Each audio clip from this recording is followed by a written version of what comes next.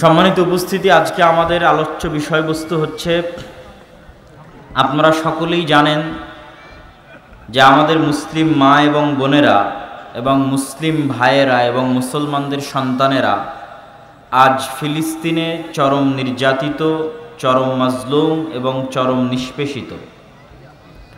এবং প্রতিদিন তাদের সেই নির্যাতন, তাদের সেই জুলুম, তাদের সেই নিষ্পেষণের ছবি এবং ভিডিও আমরা আমাদের সামাজিক যোগাযোগ মাধ্যমে অসহায় দৃষ্টিতে দেখা ছাড়া এবং আল্লাহ সুবহানাহু তাআলার কাছে দোয়া করা ছাড়া আর আমাদের কিছু করণীয় আমরা পাচ্ছি না। ব্যথিত হৃদয়ে আমরা সেই ছবি এবং সেই দৃশ্যগুলো দেখছি। এখন পর্যন্ত ৭,০০০ মুসলমান, নর নারী, শিশু সেখানে আল্লাহ সুবহানাহু তাআলা তাদেরকে শহীদ হিসেবে কবুল করুক। আমরা আশা করি যে তারা শহীদ হয়েছে। সেই সমস্ত নির্যাতিত মুসলিম ভাই এবং বোন তাদেরকে লক্ষ্য করে সমগ্র মুসলিম বিশ্বের চলমান অবস্থাকে সামনে রেখে আমরা ইতিহাস থেকে কি শিক্ষা নিতে পারি, এটাই আমাদের আজকের বক্তব্যের বিষয়বস্তু। ইতিহাস থেকে শিক্ষা, বানু ইসরাইলের ইতিহাস এবং সেই ইতিহাস থেকে আমাদের শিক্ষা। ইতিহাস থেকে যে শিক্ষা আছে এটা আল্লাহ সুবহানাহু তাআলা নিজে পবিত্র কোরআনে আদম এবং হাওয়ার ইতিহাস বলেছেন। আল্লাহ নিজে পবিত্র কোরআনে বারবার মুসা এবং ফেরাউনের ইতিহাস বলেছেন। আল্লাহ নিজে পবিত্র কোরআনে বারবার ইব্রাহিমের ইতিহাস বলেছেন আলাইহিমুস সালাতু ওয়াস সালাম আজমাইন। আল্লাহ নিজে কোরআনে বারবার বানু ইসরাইলের ইতিহাস বলেছেন। মানে ইতিহাস গুরুত্বপূর্ণ, এই জন্যই আল্লাহ সেটা কোরআনে স্থান দিয়েছেন। ইতিহাস থেকে শিক্ষা আছে, এই জন্যই আল্লাহ সেটা কোরআনে স্থান দিয়েছেন। আজকে সমগ্র মুসলিম বিশ্বের যে ভয়ঙ্কর অবস্থা, ফিলিস্তিন এবং জেরুজালেমের গাজার মুসলমানদের যে ভয়ঙ্কর অবস্থা, এই ভয়ঙ্কর অবস্থা থেকে মুসলমানেরা কিভাবে পরিত্রাণ পেতে পারে তা আমরা দেখব ইতিহাসের দৃষ্টিতে, ইতিহাসের পাতায়, যে আমাদের পরিত্রাণের উপায় কি। এই গুরুত্বপূর্ণ তথ্যবহুল আলোচনা শোনার পূর্বে পিছনে এবং বাম পাশে যারা দাঁড়িয়ে আছেন তাদেরকে অনুরোধ করব, আপনারা দাঁড়িয়ে থেকে অনুষ্ঠানের সৌন্দর্য নষ্ট না করে ডান পাশে এসে বা পিছনে যেখানে জায়গা আছে বসার চেষ্টা করুন। মজলিসের আদব হচ্ছে মজলিসে বসে কথা শোনা। রাসূলুল্লাহ সাল্লাল্লাহু আলাইহি ওয়াসাল্লাম যখন বক্তব্য দিতেন তখন উপস্থিত জনতাকে বসতে বলতেন। বসে বক্তব্য শুনতে হয়, এটা মিন আদাবিল মজলিস। দাঁড়িয়ে না থেকে, পিছনের ভাইয়েরা আপনারা দাঁড়িয়ে না থেকে বসে যান। বামে যারা দাঁড়িয়ে আছেন তারাও দাঁড়িয়ে না থেকে বসে পড়েন। আমরা আজকে জেরুজালেম এবং ফিলিস্তিন এবং মসজিদ আকসা সম্পর্কে গুরুত্বপূর্ণ ইতিহাস শুনব ইনশাআল্লাহুল আজিজ। আল্লাহ সুবহানাহু তাআলা পবিত্র কোরআন মাজিদে বলছেন, ইন্না আউওয়ালা বাইতুম উযিআ লিন-নাস বিবাক্কা। আসমানের নিচে জমিনের উপরে আল্লাহর ইবাদতের জন্য সর্বপ্রথম যে ঘর তৈরি করা হয়েছে সেই ঘর মক্কায়। রাসূলুল্লাহ সাল্লাল্লাহু আলাইহি ওয়াসাল্লামকে আবু যার আল-গিফারি রাদিয়াল্লাহু তাআলা আনহু জিজ্ঞেস করলেন, হে আল্লাহর রাসূল, আল্লাহর ইবাদতের জন্য পৃথিবীতে কোন ঘরটি সর্বপ্রথম তৈরি করা হয়েছে? রাসূলুল্লাহ সাল্লাল্লাহু আলাইহি ওয়াসাল্লাম উত্তরে বললেন, মক্কার কাবা। আবু যার গিফারি পুনরায় জিজ্ঞেস করলেন, সুম্মা আইয়ু, অতঃপর কোন ঘর? রাসূলুল্লাহ সাল্লাল্লাহু আলাইহি ওয়াসাল্লাম উত্তরে বললেন, আল মসজিদ আল আকসা। কাবার পরে পৃথিবীতে আসমানের নিচে আল্লাহর ইবাদতের জন্য দ্বিতীয় যে ঘর নির্মিত হয়েছে সেটা মসজিদ আকসা, সেটা বাইতুল মুকাদ্দাস। সাহাবী আল্লাহর নবীকে জিজ্ঞেস করলেন, কাম বাইনাহুমা, আল্লাহর নবী মসজিদ আকসা আর মক্কার কাবার মধ্যে পার্থক্য কত বছরের? রাসূলুল্লাহ সাল্লাল্লাহু আলাইহি ওয়াসাল্লাম উত্তরে বললেন, 40 আম, 40 বছরের ব্যবধান। মক্কার কাবায় কাবা ঘর তৈরি হওয়ার 40 বছর পর ফিলিস্তিনের জেরুজালেমে মসজিদে আকসা তৈরি হয়েছে, বাইতুল মুকাদ্দাস তৈরি হয়েছে। তৈরি ফেরেশতারাও করতে পারে, তৈরি আদম আলাইহিস সালাতু ওয়াস সালামও করতে পারে। তবে দ্বিতীয় তৈরি যেটা নূহের বন্যার পরে, নূহ আলাইহিস সালাতু ওয়াস সালামের মহাপ্লাবনের পরে দ্বিতীয় তৈরি ইব্রাহিম আলাইহিস সালাতু ওয়াস সালাম করেছেন মক্কা, এবং তার সন্তান ইসহাক এবং ইয়াকুব মিলে করেছেন মসজিদে আকসা। ইব্রাহিম এবং ইসমাইল মিলে তৈরি করেছেন কাবা, আর ইসহাক এবং তার সন্তান ইয়াকুব মিলে তৈরি করেছেন আল মসজিদ আল আকসা। মসজিদে আকসার সাথে পৃথিবীর অসংখ্য অগণিত নবীর স্মৃতি জড়িত রয়েছে। সে অসংখ্য অগণিত নবীর স্মৃতির মধ্যে এক নম্বরে আসবে ইব্রাহিম আলাইহিস সালাতু ওয়াস সালাম। ইব্রাহিম আলাইহিস সালাতু ওয়াস সালাম ইরাকের ব্যাবিলন শহর থেকে বিতাড়িত হওয়ার পর, ব্যাবিলন শহরকে আরবিতে বলা হয় বাবেল, বিবাবেলা হারুত ওয়া মারুত। হারুত মারুতের যে কিসসা প্রসিদ্ধ আছে বাবেল শহরে, সেটাকেই বলা হয় ব্যাবিলন। ইরাকের ব্যাবিলন নগরী থেকে বিতাড়িত হওয়ার পর ইব্রাহিম আলাইহিস সালাতু ওয়াস সালাম যেখানে আশ্রয় নিয়েছিলেন সেটা জেরুজালেম। আমার নবী মক্কা থেকে বিতাড়িত হওয়ার পর যেখানে আশ্রয় নিয়েছিলেন সেটা মদিনা। এই জন্য মদিনাকে বলা হয় দারুল হিজরা। মুহাম্মদ সাল্লাল্লাহু আলাইহি ওয়াসাল্লামের দারুল হিজরা মদিনা, আর ইব্রাহিম আলাইহিস সালাতু ওয়াস সালামের দারুল হিজরা জেরুজালেম। ইব্রাহিম আলাইহিস সালাতু ওয়াস সালাম ইরাক থেকে হিজরত করে ফিলিস্তিনে জেরুজালেমে আশ্রয় গ্রহণ করেছিলেন। কাছাকাছি একই সময়ে লূত আলাইহিস সালাতু ওয়াস সালামের কওমকে যখন আল্লাহ শহর উল্টিয়ে ধ্বংস করে দিলেন, ব্যভিচার, জেনা, অবৈধ সম্পর্কের কারণে আল্লাহ গজব দিয়ে পুরো একটা শহরকে উল্টিয়ে দিলেন। যেই শহরের জায়গায় এখন জর্ডান এবং ইসরায়েলের সীমান্তবর্তী অঞ্চলে ডেড সি আছে, মৃত সাগর আছে। যখন আল্লাহ লূত আলাইহিস সালাতু ওয়াস সালামের কওমকে ধ্বংস করে দিলেন, তখন লূত আলাইহিস সালাতু ওয়াস সালামকে আল্লাহ কোথায় আশ্রয় দিলেন? আল্লাহ কোরআন মাজিদে লূত এবং ইব্রাহিম দুইজন নবীর কথা উল্লেখ করে বলছেন, ওয়ানাজ্জাইনাহু ওয়া লূতান ইলাল আরদিল্লাতী বারাকনা ফিহা লিল আলামিন। আমি ইব্রাহিমকে এবং লূতকে আশ্রয় দিয়েছি এমন মাটিতে, যেই মাটিতে আমি বরকত রেখেছি সারা পৃথিবীর মানুষের জন্য।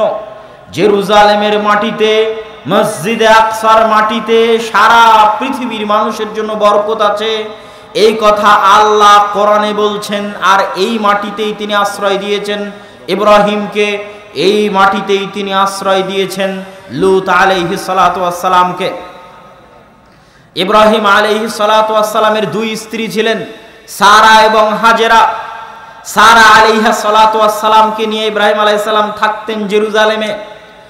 আর আল্লাহর আরেক মসজিদ, পৃথিবীর ইতিহাসে আল্লাহর ইবাদতের জন্য নির্মিত প্রথম মসজিদ, সেই মসজিদের পাশে রেখে চলে আসলেন দ্বিতীয় স্ত্রীর সন্তান ইসমাইল এবং দ্বিতীয় স্ত্রী হাজেরাকে। তাহলে এট এ টাইম, একই সময়ে ইব্রাহিম আলাইহিস সালাতু ওয়াস সালামের বংশধরেরা আল্লাহর দুটা ঘর, যা পৃথিবীর ইতিহাসে প্রথম নির্মিত, এই দুটা ঘর আবাদ করছেন একই সাথে ইব্রাহিমের দুই সন্তান ইসহাক এবং ইসমাইল। ইব্রাহিম আলাইহিস সালাতু ওয়াস সালামের সন্তান ইসমাইল এবং তার বংশধরেরা আল্লাহর নবীর আগমনের আগ পর্যন্ত কাবা ঘরের খিদমত করতে থেকেছে। প্রায় দীর্ঘ 4000 বছর, 3,500 বছর ইসমাইল এবং তার সন্তানেরা কাবা ঘরের খিদমত করেছে। আর ঈসা আলাইহিস সালাতু ওয়াস সালাম পর্যন্ত ইসহাকের সন্তানেরা মসজিদে আকসার খিদমত করেছে। ইব্রাহিম আলাইহিস সালামের দুই সন্তানকে আল্লাহ দুই মসজিদের জন্য বাছাই করে নিয়েছেন এবং দুই মসজিদের খেদমতের মাধ্যমে তাদের পরিবারে নবুয়ত দিয়ে রেখেছেন শেষ নবী আসা পর্যন্ত। যেখান থেকে একটা ছোট্ট জিনিস বোঝা যায়, আদর্শ পরিবার মসজিদের সাথে সম্পর্ক ছাড়া তৈরি করা সম্ভব নয়। ইব্রাহিমের পরিবার পৃথিবীর সবচেয়ে বড় এবং শ্রেষ্ঠ আদর্শ পরিবার। আপনি বলবেন তাহলে আমার নবী ইব্রাহিমের পরিবার। আমার নবী কার পরিবার? ইব্রাহিম আলাইহিস সালাতু ওয়াস সালামের পরিবার, রক্তে পরিবার। তার বাপ এবং তার দাদা রক্তে। ইব্রাহিমের সন্তান ইসমাইলের বংশধর হচ্ছে মুহাম্মদ সাল্লাল্লাহু আলাইহি সাল্লাম। তাহলে পৃথিবীর শ্রেষ্ঠ আদর্শ পরিবার তৈরি করেছিলেন ইব্রাহিম আলাইহিস সালাতু ওয়াস সালাম, যার পরিবারের মধ্যে আল্লাহ শেষ নবী পর্যন্ত সব নবী পাঠিয়েছেন। ইব্রাহিমের পরে আর কোনো বংশে আল্লাহ নবী পাঠাননি, আর কোনো গোত্রে আল্লাহ নবী পাঠাননি, সব নবী ইব্রাহিমের বংশে পাঠিয়েছেন। মানে শ্রেষ্ঠ পরিবার ইব্রাহিমের পরিবার।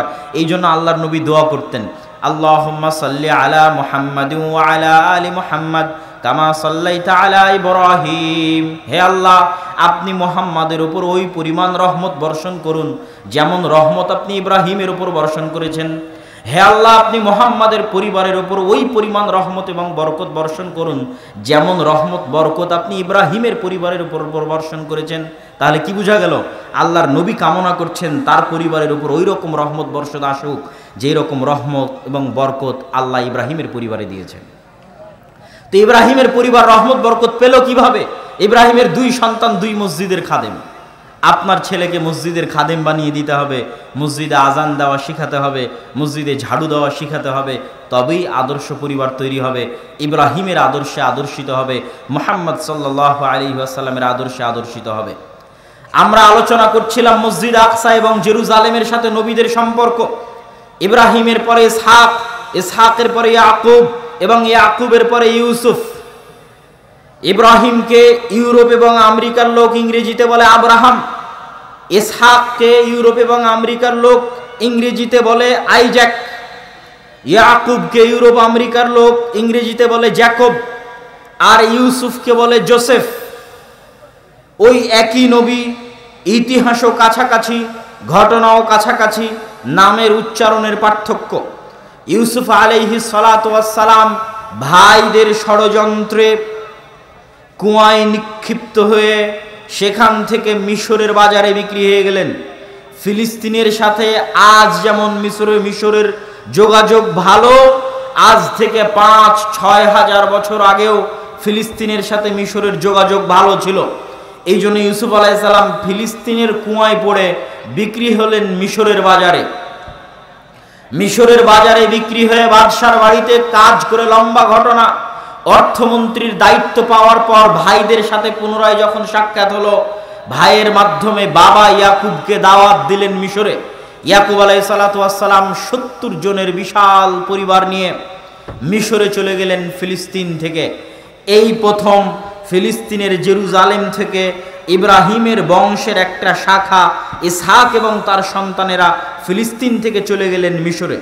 আজকেও গাজায় যদি আপনি ত্রাণ পাঠাতে চান, মিশরের রাস্তা ব্যবহার করেই পাঠাতে হবে। আদিকাল থেকে ফিলিস্তিনের সাথে মিশরের যোগাযোগ ভালো। মিশরে গেলেন। ইউসুফ আলাইহিস সালাতু ওয়াস সালামের পরে 200-250 বছর যাবৎ বানু ইসরায়েলেরা ভালো ছিল। 200-250 বছর পর যখন ফেরাউনেরা ক্ষমতা দখল করে নিল, তখন আগের ক্ষমতা যার যার সাথে জোট ছিল, যে আগের সরকারের সাথে কাদের জোট ছিল, তা আগের সরকারের সাথে ইউসুফ আর তার পরিবার বানু ইসরায়েলের জোট ছিল। এই জন্য ফেরাউন ক্ষমতায় আসার পর আগের সরকারের সাথে যাদের জোট ছিল তাদেরকে হত্যা করতে লাগলো। তার পিছনে তার স্বপ্নও ছিল যে তার ক্ষমতা হারিয়ে যেতে পারে বানু ইসরায়েলদের কাছে। এটার কথা আল্লাহ কোরআনে বলছেন, ওয়াইজ নাজ্জাইনাকুম মিন আলি ফিরাউন ইয়াসুমুনাকুম সুআল আযাব ইযাববিহুনা আবনাকুম ওয়ায়াস্তাহিয়ুনা নিসাআকুম। এই বানু ইসরাঈলেরা, তোমরা স্মরণ করো ওই দিনের কথা, স্মরণ করো ওই সময়ের কথা যখন ফেরাউনকে সাগরে ডুবিয়ে দিয়ে তোমাদের বাঁচিয়ে দিয়েছিলাম। কোন ফেরাউনকে সাগরে ডুবিয়ে দিয়েছিলাম? যেই ফেরাউন তোমাদের পুরুষ সন্তানদেরকে ধরে ধরে জবাই করত আর তোমাদের মেয়ে সন্তানদেরকে বাঁচিয়ে রাখত। কত লক্ষ কোটি পুরুষ সন্তানকে ফেরাউন জবাই করেছে আল্লাহ সুবহানাহু ওয়া তাআলা ভালো জানে। তবে আজকে যারা ফেরাউনের উত্তরসূরি, তারা মুসলমানদের শিশুদেরকে ফিলিস্তিনে তাদের বমের এবং তাদের গুলির নিশানা বানিয়ে ইচ্ছা করে পুরুষ সন্তানদেরকে, শিশু সন্তানদেরকে হত্যা করা হচ্ছে। ঠিক যেভাবে ফেরাউন ইচ্ছা করে পুরুষ সন্তান এবং শিশু সন্তানকে হত্যা করত, আজকেও তাই করা হচ্ছে। একই অবস্থা, একই ঘটনা ইতিহাসের সাথে প্রতি পাতায় পাতায় মিলবে। আমরা জেরুজালেমেরই ঘটনা বলবো, ফিলিস্তিনেরই ঘটনা বলবো, কিন্তু আপনার মনে হবে যেন আজকে সংঘটিত হচ্ছে। সেই কালে সংঘটিত হয়েছিল বানু ইসরাঈলের সাথে, আজকে ঘটতেছে বানু ইসমাইলের সাথে। ইসমাইল আলাইহিস সালাতু ওয়াস সালামের বংশে মোহাম্মদ, উম্মতে মোহাম্মদী, বানু ইসমাইল সেই কালে সংঘটিত হয়েছিল বানু ইসরাইলের সাথে। আজকে ঘটতেছে বানু ইসমাইল মুসলমানদের সাথে। তারাও তাদের যুগে মুসলমান ছিল। প্রত্যেক নবী নিজ নিজ যুগে যে দিন নিয়ে এসেছেন সেই দিনের নাম ইসলাম, এই জন্য তারাও মুসলমান ছিল, বংশে বানু ইসরাইল। সম্মানিত উপস্থিতি, তো আমরা বলছিলাম ঠিক ওই ভয়ঙ্কর মুহূর্তে 400 বছর পর ইউসুফ আলাইহিস সালাতু ওয়াস সালামের 300 থেকে 400 বছর পর মুসা আলাইহিস সালামের আগমন। মুসা আলাইহিস সালাম আসলেন কোথায়? মিশরে। বানু ইসরাইলের মধ্যে আল্লাহ তাকে কৌশলে ফেরাউনের ঘরে লালন পালন করে ফাইনাল যেই দিন তিনি পালিয়ে যাচ্ছেন, ফেরাউন পিছন থেকে ধাওয়া করতেছে, লোহিত সাগরে আল্লাহ রাস্তা তৈরি করে দিলেন, 12টা রাস্তা। লোহিত সাগরে ফেরাউন ডুবে মারা গেল। মুসা আলাইহিস সালাতু ওয়াস সালাম মিশর থেকে লোহিত সাগর পার হয়ে কোথায় যাচ্ছিলেন? মিশর থেকে লোহিত সাগর পার হয়ে তিনি যাচ্ছিলেন জেরুজালেমে, ফিলিস্তিনে, শামে। কেন যাচ্ছিলেন? তিনি মূলত পালিয়ে যাচ্ছিলেন না, তিনি ফিরে যাচ্ছিলেন। ফিরে যাচ্ছিলেন মানে আজ থেকে 400 বছর আগে তার বাপ দাদা জেরুজালেম ছেড়ে মিশরে এসেছে। তার আদি পিতা ইয়াকুব, তার আদি পিতা ইউসুফ ফিলিস্তিন ছেড়ে জেরুজালেম ছেড়ে মিশরে এসেছে। তাই আজ তিনি মিশর ছেড়ে দিয়ে জেরুজালেমে ফিরে যাচ্ছেন। কিন্তু জেরুজালেমে যে ফিরে যাবেন, তো জেরুজালেম, ফিলিস্তিন, মসজিদে আকসার আশেপাশে আমালেকা গোত্র, তৎকালীন পৃথিবীর সবচেয়ে শক্তিশালী গোত্রের বসবাস। আমালেকা গোত্র বসবাস করতেছে, তৎকালীন পৃথিবীর সবচেয়ে শক্তিশালী গোত্র। আজকেও যেমন পৃথিবীর যারা সবচেয়ে শক্তিশালী তারা দখল করে রেখেছে, সেই দিনও যারা পৃথিবীর সবচেয়ে শক্তিশালী তারা দখল করে রেখেছিল। এই জন্য মুসা আলাইহিস সালাম ঢুকতে পারছেন না। তো মিশর তো ছেড়ে দিয়েছেন, যাবেন ফিলিস্তিনে, কিন্তু ঢোকা সম্ভব নয়। মাঝখানে কি আছে? মাঝখানে শুধু মরুভূমি আর মরুভূমি। আজকেও মরুভূমি, তার নাম সিনাই মরুভূমি। আজকেও ওই মধ্যের জায়গাটুকু মরুভূমি। লোহিত সাগর পার হওয়ার পর ফিলিস্তিন যেতে মরুভূমি পড়বে, তার নাম সিনাই মরুভূমি। এই মরুভূমিতেই তুর পাহাড় আছে। আর মরুভূমিতে কোনো খাবারের ব্যবস্থা নাই, পানির ব্যবস্থা নাই। তখন আল্লাহ পাথরে বললেন, লাঠি দিয়ে পাথরে আঘাত করো, পাথর থেকে ঝর্ণা বের হলো, পানির ব্যবস্থা হয়ে গেল। তো মরুভূমি তো খাবার ব্যবস্থা নাই, আল্লাহ জান্নাত থেকে খাবার পাঠাতে লাগলেন, মান্না এবং সালোয়া। দৈনিক আসতো জান্নাত থেকে মান্না এবং সালোয়া, মরুভূমিতে খাবারের ব্যবস্থা হয়ে গেল। তাহলে মরুভূমিতে আল্লাহ পানির ব্যবস্থাও করে দিলেন, মরুভূমিতে আল্লাহ মান্না সালোয়া খাবারেরও ব্যবস্থা করে দিলেন। কিন্তু কত বড় নিমক হারাম কওম, না শুকুর কওম, যে 40 দিনের জন্য মাত্র ইবাদতের জন্য তুর পাহাড়ে গেছে মুসা আলাইহিস সালাম। 40 দিনে তারা শিরকে লিপ্ত হয়ে গেছে। 40 দিনে শিরকে লিপ্ত হয়ে গেছে। 40 দিনের ব্যবধানে শিরকে লিপ্ত হয়ে গেছে। অথচ চোখের সামনে ফেরাউনকে ডুবে যেতে দেখেছে, চোখের সামনে পাথর ফেটে ঝর্ণা বের হচ্ছে, চোখের সামনে প্রতিদিন জান্নাত থেকে খাবার আসতেছে। এত নিয়ামত দেখার পরেও 40 দিনের ব্যবধানে শিরক করে ফেলেছে। মুসা আলাইহিস সালাতু ওয়াস সালামের উপর আল্লাহ আদেশ জারি করলেন কিতাল এবং জিহাদ ফরজ হওয়ার, যে আমালেকা গোত্রের বিরুদ্ধে জিহাদ করে, যুদ্ধ করে জেরুজালেম বিজয় করতে হবে।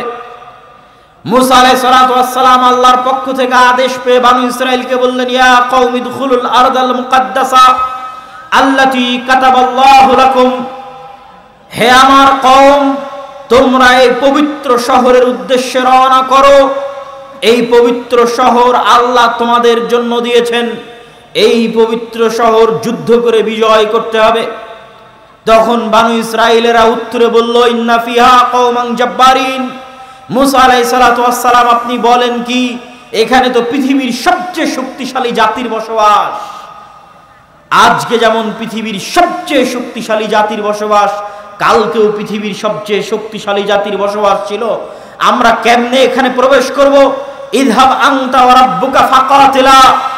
মুসা আলাইহিস সালাতু ওয়াস সালাম, আপনি এবং আপনার আল্লাহ, আপনি এবং আপনার প্রতিপালক মিলে গিয়ে যুদ্ধ করেন। আপনি আর আল্লাহ মিলে যেই দিন যুদ্ধ শেষ হবে সেই দিন আমাদের ডাকিয়েন। নাউজুবিল্লাহি মিন যালিক। অথচ এই কওম কয়দিন আগে দেখলো ফেরাউন ডুবে গেল, কয়দিন আগে দেখলো পাথর ফেটে ঝর্ণা বের হচ্ছে, কয়দিন আগে দেখলো আসমান থেকে খাবার আসতেছে, এখনো আসতেছে। অথচ তারা মুখের উপর বলে দিল, আপনি আর আপনার আল্লাহ গিয়ে যুদ্ধ করেন। মুসা আলাইহিস সালাতু ওয়াস সালাম হতাশা প্রকাশ করলেন। আল্লাহর পক্ষ থেকে আযাব আসলো, গজব আসলো 40 বছর। ইয়াতিহুনা ফিল আরজ ইন্নাহা মুহাররামাতুন আলাইকুম, তোমাদের জন্য 40 বছর এই সিনাই মরুভূমিতে পাগলের মতো ঘুরতে থাকবে, এটা তোমাদের জন্য আযাব।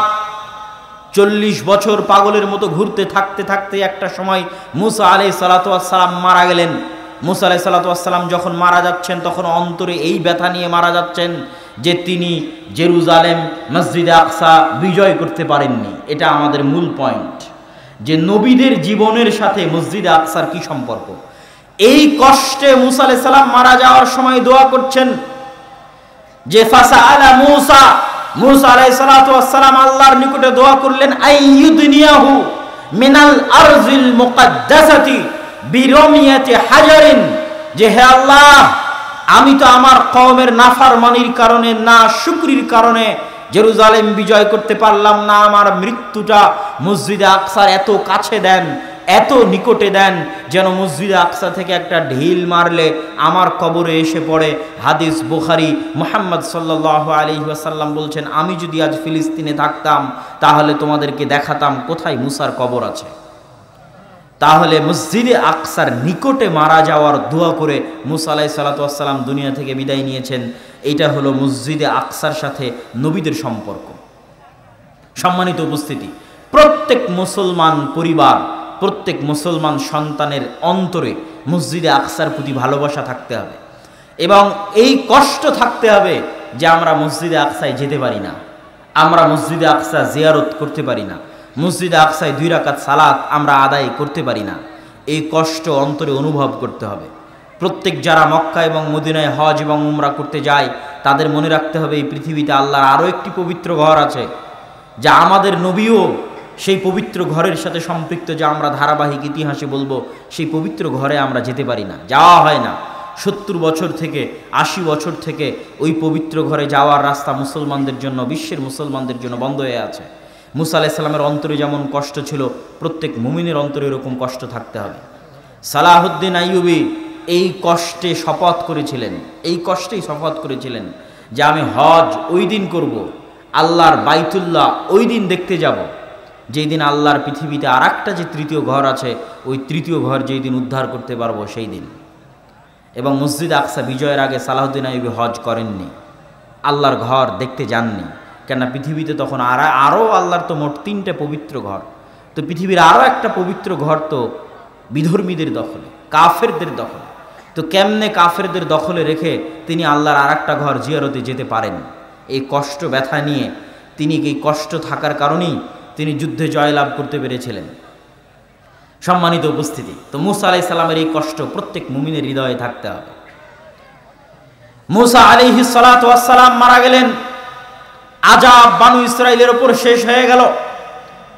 বানু ইসরাইলের উপর যে তোমরা এই শহরে প্রবেশ করো, যখনই তোমরা প্রবেশ করবা ফাইন্নাকুম গালিবুন, যখনই তোমরা এই শহরে প্রবেশ করবা আল্লাহর দয়ায়, আল্লাহর রহমতে তোমরা বিজয়ী হবা। তোমরা কেন তাদের শক্তি দেখে ভয় পাচ্ছ? বরং তোমরা আল্লাহর উপর ভরসা করো, ইন কুনতুম মুমিনিন, যদি তোমরা মুমিন হয়ে থাকো। এই ইউশা বিন নুনকে আল্লাহ নবী বানিয়ে দিলেন। ইউশা বিন নুন বানি ইসরাইলকে বলল, দেখো 40 বছর আযাব ভোগ করলা, এখন কি জেরুজালেম যুদ্ধ করে বিজয় করতে চাও? বানু ইসরাইল তওবা ইস্তিগফার করে বলল, ঠিক আছে, আমরা যুদ্ধ করে জেরুজালেম বিজয় করতে চাই। আমালেকা গোত্রের বিরুদ্ধে ইউশা বিন নুনের নেতৃত্বে বানু ইসরাইল যুদ্ধ শুরু করলো। এটা আরেকটা পৃথিবীর ইতিহাসের ব্যতিক্রমধর্মী ঘটনার সাক্ষী মসজিদে আকসা। পৃথিবীর ইতিহাসের একমাত্র ব্যতিক্রম ঘটনার সাক্ষী মসজিদে আকসা, যেটা এখন বলতে যাচ্ছি। ইউশা বিন নুন বানু ইসরাইলদের নিয়ে যুদ্ধ করছেন। যুদ্ধ যখন জয় জয়, তখন শুক্রবার বিকেল। শুক্রবারের দিন দোয়া কবুল হয়। কোন সময় কবুল হয়? মুহাদ্দিসগণ বলেছেন আসর পর। কেন? তার কারণ এটা, আসর পর একজন নবীর দোয়া কবুল হয়েছিল শুক্রবারের দিন, তিনি হচ্ছেন ইউশা বিন নুন। ইউশা বিন নুনের দিনে শনিবারে যুদ্ধ নিষিদ্ধ, আর শুক্রবার সূর্য ডুবলেই শনিবার শুরু হবে। যেমন রমাজানে আগের রাতে সূর্য ডুবলেই তারাবি শুরু হয়, তেমন শুক্রবার সূর্য ডুবলেই শনিবার শুরু। মানে শনিবার শুরু হলেই তৎকালীন শরীয়ত অনুযায়ী যুদ্ধ বন্ধ। তাহলে আবার রবিবারে যুদ্ধ শুরু করতে করতে যে আর জয় হবে তার তো কোনো গ্যারেন্টি নাই। এখন যে গতি আছে এই গতিতে যুদ্ধ চালিয়ে গেলে জয় হওয়া সম্ভব। ইউশা বিন নুন পড়ে গেলেন বিপদে। একদিকে সামনে শরীয়তের নিষেধাজ্ঞা যে সূর্য ডুবলে যুদ্ধ বন্ধ করো, আর একদিকে দেখতে পাচ্ছেন যে যুদ্ধে আমরা জিতছি, আর 1 ঘন্টা যুদ্ধ চালালে আমরা যুদ্ধে জিতবো, আর 2 ঘন্টা যুদ্ধ চালালে যুদ্ধে জিতবো, কি করবেন? এরকম এক ভয়ঙ্কর পরিবেশে তিনি আল্লাহর কাছে দোয়া করলেন। আল্লাহর কাছে দোয়া করতে গিয়ে ইউশা বিন নুন সূর্যকে লক্ষ্য করে বললেন, ইন্নাকা মা'মুরাহ, এই সূর্য তুমি আল্লাহর আদেশে আদিষ্ট। ওয়া আনা মা'মুরুন, আর আমি ইউশা বিন নুন আল্লাহর আদেশে আদিষ্ট। আল্লাহুম্মা বাসহা আলাইনা, হে আল্লাহ আপনি এই সূর্যকে থামিয়ে দিন যেন আমরা জেরুজালেম বিজয় সম্পূর্ণ করতে পারি, মসজিদে আকসা বিজয় সম্পূর্ণ করতে পারি। তাই আপনি আজকে সূর্যকে থামিয়ে দিন। আমার নবী মুহাম্মদ সাল্লাল্লাহু আলাইহি ওয়াসাল্লাম বলেন, ইন্নাশ শামসা লাম তুহবাস লিআইয়ি বাশারিন, আসমান এবং জমিন সৃষ্টি করার পরে পৃথিবীতে কোনোদিন আল্লাহ সূর্যকে দুনিয়ার কোনো মানুষের জন্য থামিয়ে দেননি। একমাত্র ইউশা বিন নুনের জন্য আল্লাহ সূর্যকে থামিয়ে দিয়েছিলেন যাতে তারা মসজিদে আকসা বিজয় করতে পারে। বলেন আল্লাহু আকবার।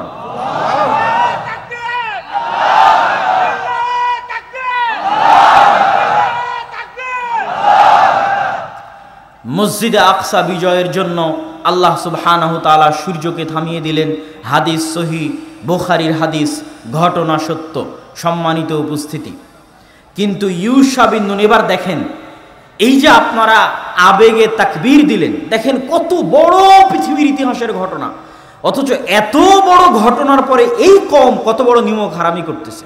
যে আল্লাহ কোরআনে বলেছে তাদের নিমক হারামির কথা, কেন আল্লাহ তাদেরকে অভিশপ্ত বানিয়ে দিয়েছে, মাগদুব আলাইহিম কেন বানিয়ে দিয়েছে? চোখের সামনে দেখলো আল্লাহ সূর্য থামিয়ে দিয়েছে। এখন তারা বিজয়ী বেশে জেরুজালেমে প্রবেশ করতেছে, বিজয়ী বেশে। তো বিজয়ী বেশে যে জেরুজালেমে প্রবেশ করতেছে, তো আল্লাহ আদেশ দিচ্ছে, শোনো এই দীর্ঘ আযাব শাস্তি, কতদিন ফেরাউনের অধীনে শাস্তি ভোগ করলা, তারপরে সিনাই মরুভূমিতে 40 বছর পাগলের মতো ঘুরলা, এখন তোমাদেরকে জেরুজালেম বিজয় করার তৌফিক দিলাম। যখন জেরুজালেমে প্রবেশ করবা মাথা নিচু করে সুজ্জাদান, মাথা নত করে সিজদাবনত অবস্থায় জেরুজালেমে প্রবেশ করবা, আর মুখে বলতে থাকবা হিত্তাতুন হিত্তাতুন হিত্তাতুন। হিব্রু ভাষায় আমরা আরবিতে যেমন বলি আস্তাগফিরুল্লাহ আস্তাগফিরুল্লাহ আস্তাগফিরুল্লাহ, তো হিব্রু ভাষায় আস্তাগফিরুল্লাহ হচ্ছে হিত্তাতুন হিত্তাতুন হিত্তাতুন, মানে মাথা নিচু করে সিজদা অবস্থায় জেরুজালেমে প্রবেশ করবা আর মুখে বলতে থাকবা আস্তাগফিরুল্লাহ আস্তাগফিরুল্লাহ আস্তাগফিরুল্লাহ। কত বড় নিমক হারাম কওম! সবাই যে করেছে তা নয়, কিন্তু তাদের একদল মানুষ আল্লাহর এই আদেশকে লঙ্ঘন করে মাথা নিচু না করে আগে পিছন দিল জেরুজালেমে প্রবেশ করার জন্য। বলেন নাউজুবিল্লাহ। আল্লাহ কোরআনে বর্ণনা করেছে এই ঘটনা, ভাই আমি বলছি না, সব ঘটনা যা বলছে সূরা বাকারার মধ্যে বনী ইসরাঈলদের ঘটনা আল্লাহ বলেছেন। এই বিজয়ের পরে তারা পিছন সামনে দিয়ে মাথা উঁচু করে শহরে প্রবেশ করলো আর মুখে বলতে লাগলো হিনতাতুন। হিনতাতুন মানে হচ্ছে গমের দানা। হিনতাতুন মানে কি?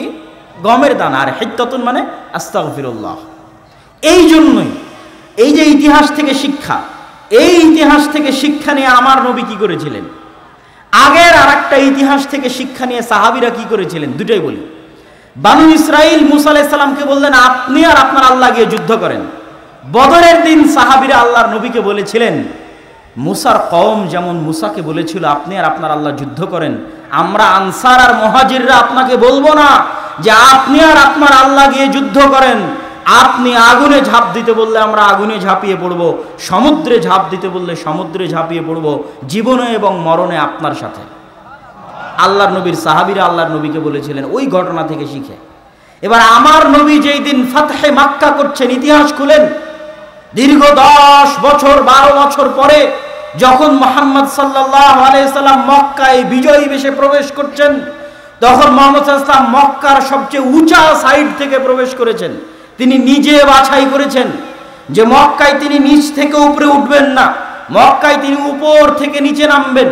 কোন দিক দিয়ে নামলে মক্কায় উপর থেকে নামা যাবে সেটা সেই জায়গা বাছাই করে তিনি মক্কার উপরের সাইড দিয়ে এবার উট যখন ধীরে ধীরে মক্কায় নামতেছে, তখন মুহাম্মদ সাল্লাল্লাহু আলাইহি ওয়াসাল্লামের মাথা উটের যে হাওদাজ থাকে সেই হাওদাজের উপর ঠেকিয়ে দিয়েছেন।